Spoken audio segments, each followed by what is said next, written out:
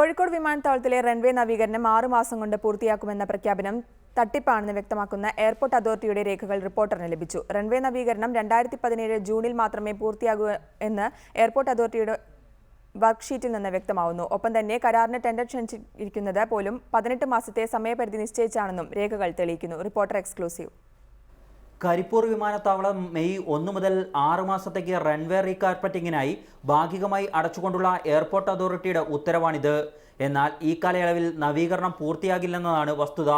Airport അതോറിറ്റിയുടെ തന്നെ രേഖകളാണ് ഇതിനുള്ള തെളിവ്. എയർപോർട്ട് അതോറിറ്റി തയ്യാറാക്കിയ വർക്ക് ചാർട്ട് കാണുക. നവീകരണം പൂർത്തിയാക്കി കൈമാറുന്നതിന് നിശ്ചയിച്ചിരിക്കുന്ന സമയം ചാർട്ടിൽ വ്യക്തം. 2017 ജൂൺ.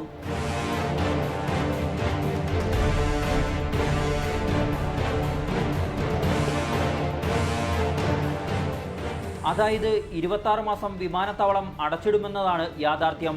ഇനി നിർമ്മാണ പ്രവർത്തനങ്ങൾ ഏറ്റെടുക്കുന്നതിനായി ക്ഷണിച്ചിരിക്കുന്ന ടെൻഡർ കൂടി കാണുക. ഇതിൽ നിർമ്മാണ പ്രവർത്തനങ്ങൾ പൂർത്തിയാക്കാനായി 18 മാസമാണ് സമയം അനുവദിച്ചിരിക്കുന്നത്. രേഖകൾ പരിശോധിക്കുമ്പോൾ നമ്മൾ മനസ്സിലാക്കുന്നത് 6 മാസം കൊണ്ട് നമ്മളെ കബളിപ്പിക്കലായിരുന്നു.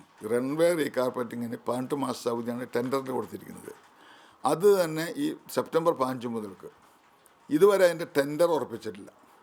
26 മാസം അങ്ങനെ വരും. അപ്പോൾ ഈ പറഞ്ഞതും മറ്റൊരു യാതൊരു പരസ്പര ബന്ധവുമില്ല. അതിൻ്റെ അർത്ഥം കരിപ്പൂരിലെ ഈ വലിയ വിമാനങ്ങൾക്ക് അനുമതി നൽകില്ല.